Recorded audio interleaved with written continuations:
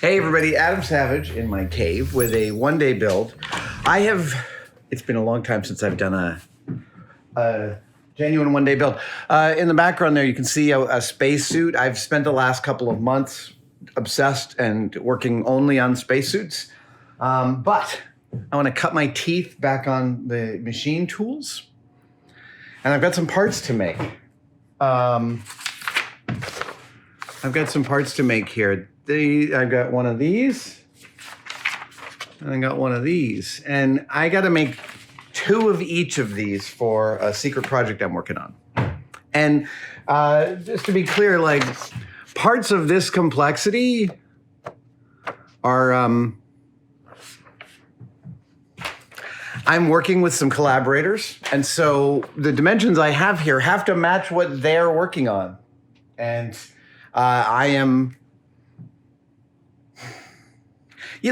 most of the stuff I do here, the only person who has to adjust to what I'm making is me.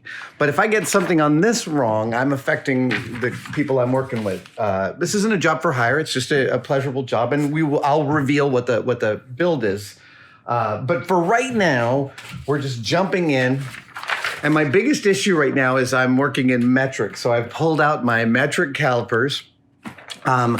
The outside critical dimension of this is 102.6 millimeters. And what I've got is some beautiful 4-inch stock. It's half a millimeter too small. I think I can work with it. I'm going to say, 20 thou, I can deal with that. But this is multiple operations. I've got multiple turning operations on this, and then I've got to put it on my a rotary table, and I've got to do some secondary cuts on this. All of this is stuff I'm not highly versed in. So we're going to increase our machining skills today. That's how this is going to go. All right, so I have to make 4 of these parts. So I've got, oh, right, all I'm doing is boring. It's boring. I've got 4 of these parts. I can get 2 of them out of this, and I'm gonna need to do another one. So it's a lot of like hole boring right now. What is this thing?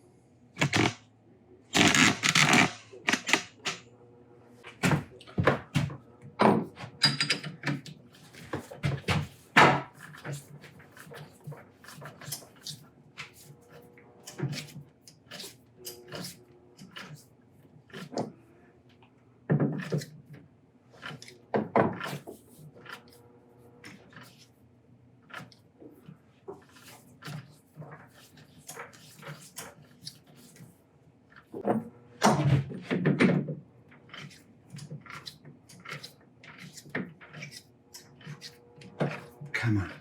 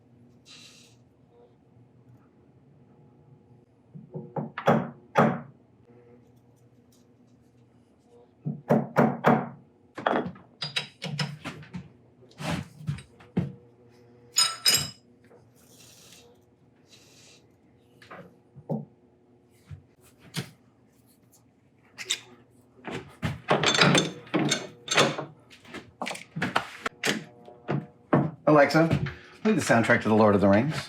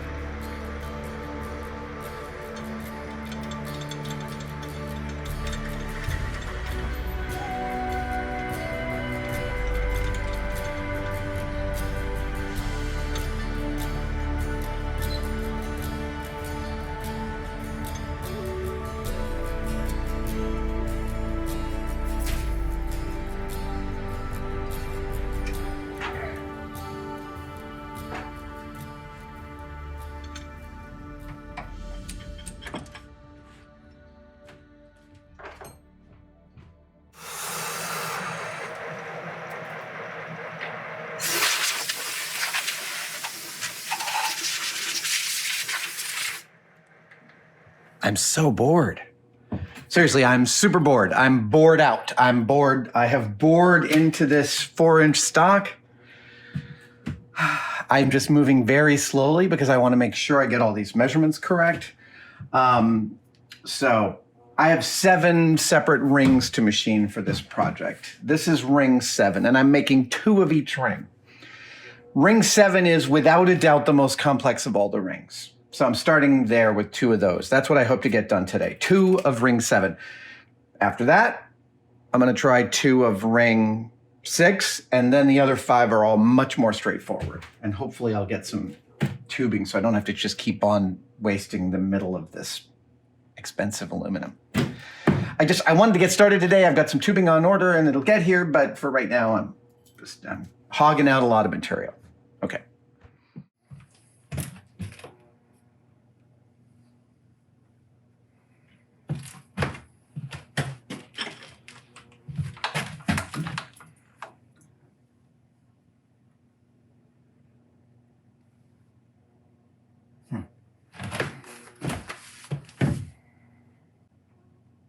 Right, okay.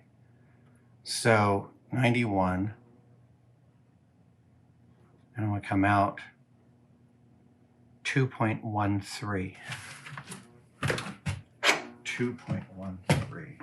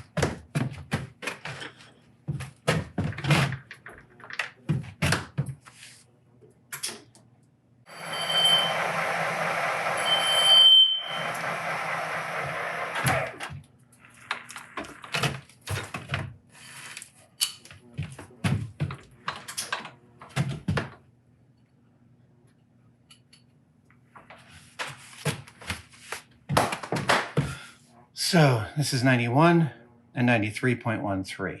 That's 2.13, 2.13.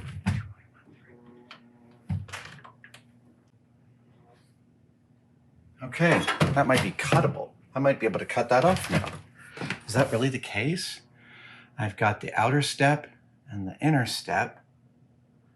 Yes. And, all right. Okay. Then what I want to do is take off all the burrs on this guy.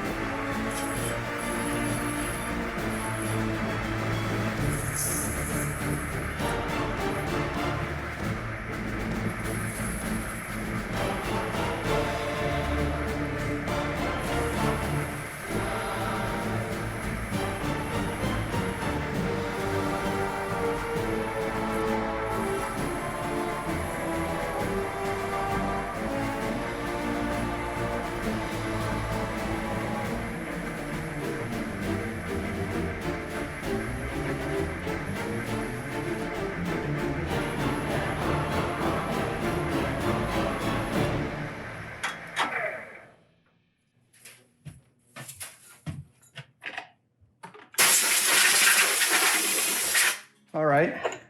Well, the two parts are cut out. They are identical.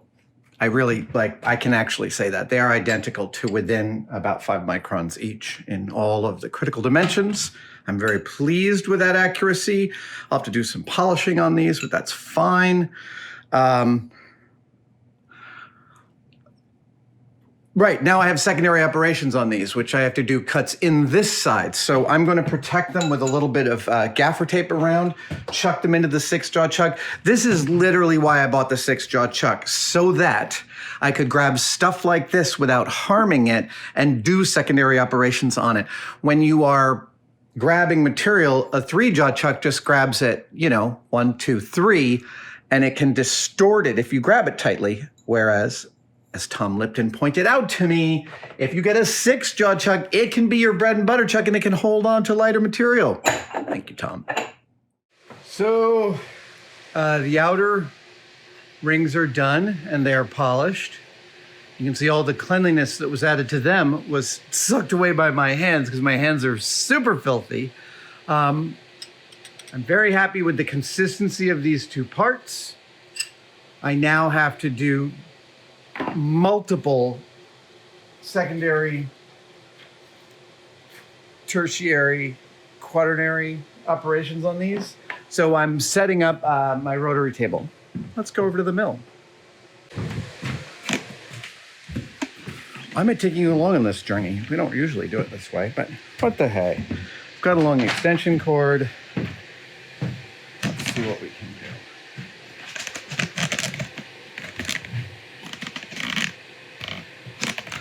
So the first thing to do to set up my rotary table to be able to cut some specific angles into my rings is to center it above this. So I am simply going to get it roughly in position. And then I'm going to get it finely in position, both finally and finely. Finally. Let's see, does that actually... Might try it.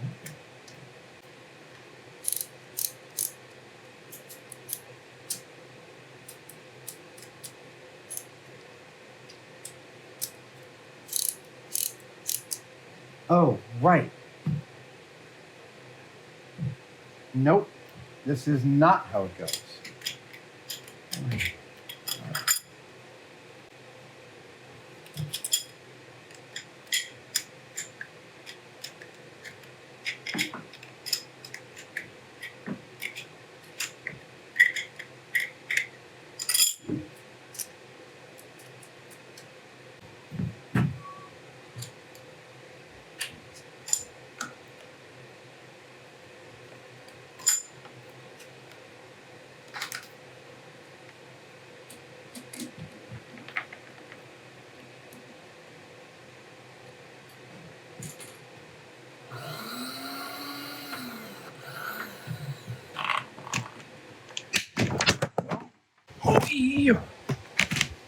Sorry about that. All right. The first thing I'm doing two different operations on this rotary table. I'm doing it upright and I'm doing it on the side. And I got caught by this before. I centered it, but I hadn't made it perfectly parallel. So now I am parallel to a couple microns across 3 or 4 inches. Yeah, it's very tight. So now I'm going to put it up and then I'm going to find the center of this guy. So let's pull this off and put that over here. And we're going to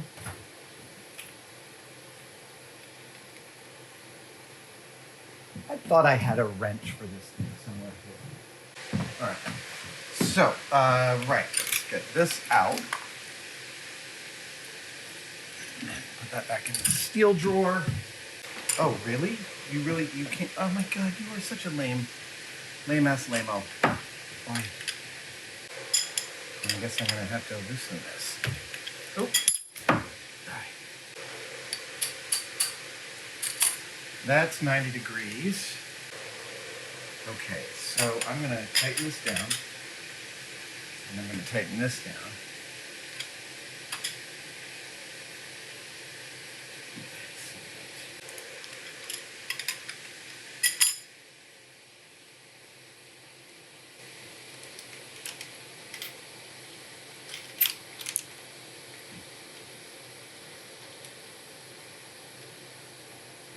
Okay, so now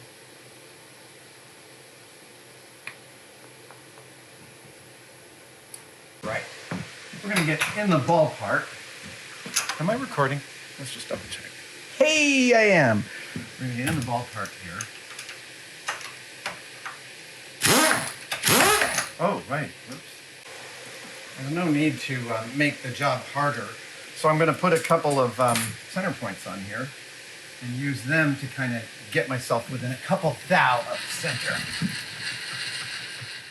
So I've got this issue where this is the ring, and I'm about to mill this little slot out of the top of it, and it has a center. Basically, that slot has a hole in the bottom center of it that should allow me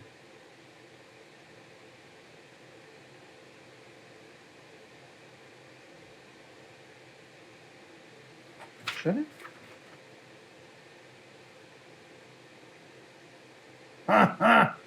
It should allow me. It should allow me to. I have to do operation on this on one side and then the other, which means I need to register it to itself. So now that makes me think I want to go to.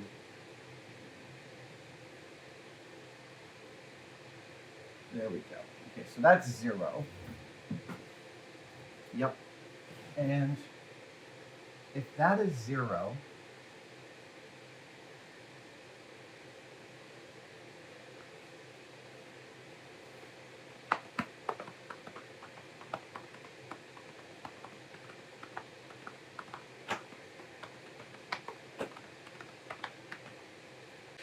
and it's 12 millimeters wide. Okay, let's start it up. Yeah, I figured that speed's okay. Let's double check that we're locked. Nope, there we go, that's locked. And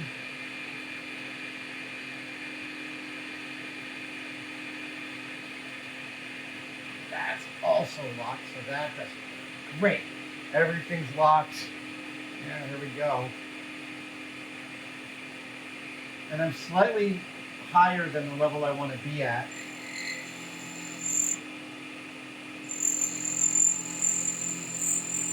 So that I can cut down to it. Not bad. Feels good. No chatter.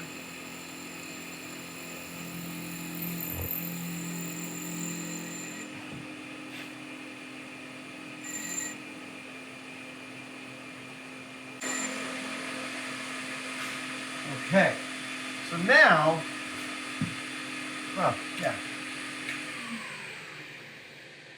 So I realize my engineering drawings don't include hole sizes for the holes that have to go here.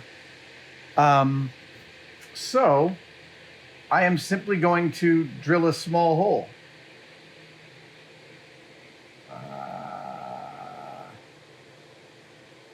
It is likely to be, I mean, if I'm looking here at the drawing, I'd say I want to go with less than 1 millimeter. Really? 1 millimeter's. All right, I'm about to 2.95.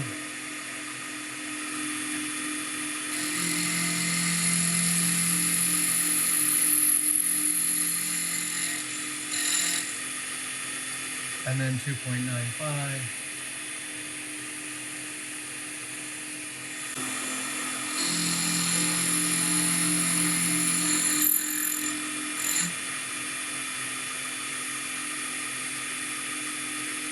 That's it, beautiful. All right.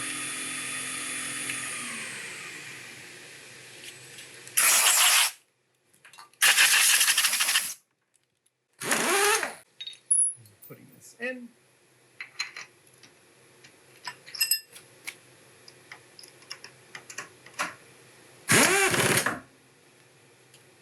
So, back to 0. And 48.49. 48.49.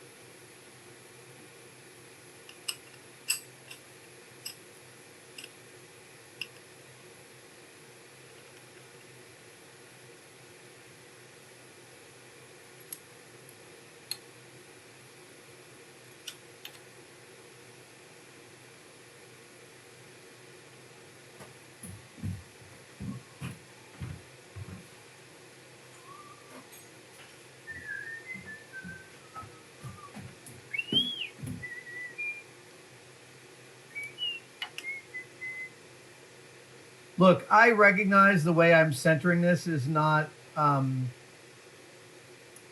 is not necessarily the most accurate possible way to do it. However, given that this is a prop,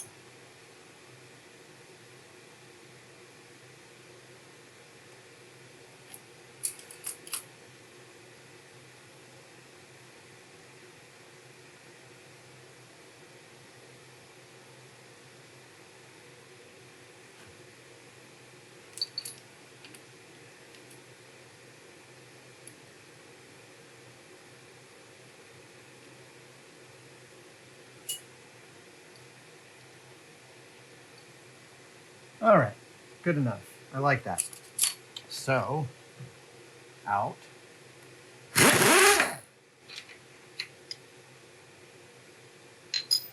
And back in.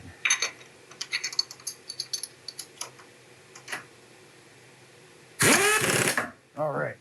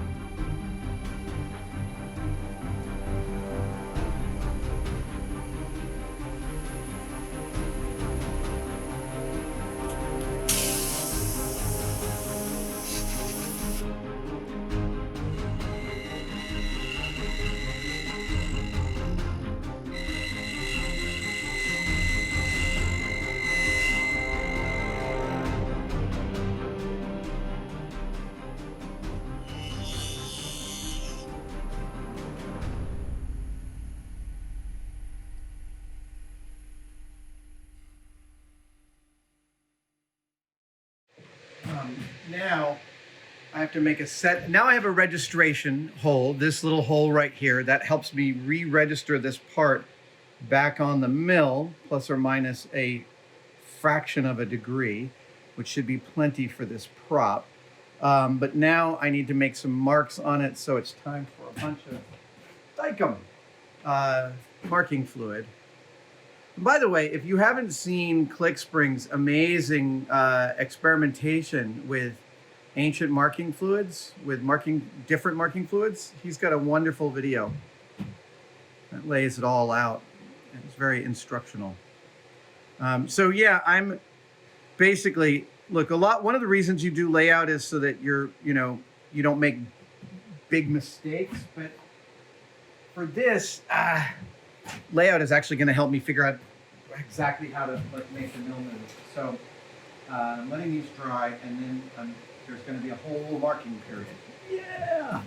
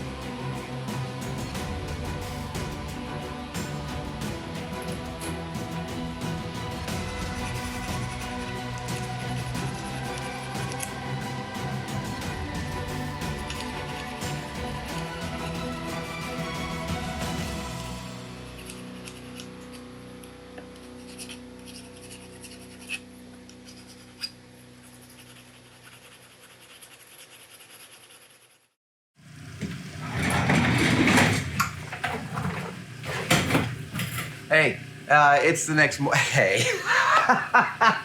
Yeah, we'll cut right there. It's the next morning, and this shivering blue orb behind me is in fact a parts tumbler. And what I did with my two aluminum pieces, they're identical, the versions of this, is that I cleaned them up with a little 400 grit sandpaper on a reference surface, and then I tossed them in some walnut shells in the parts tumbler to clean them and give them a final polish. Let's see how they did. Yeah, we're running.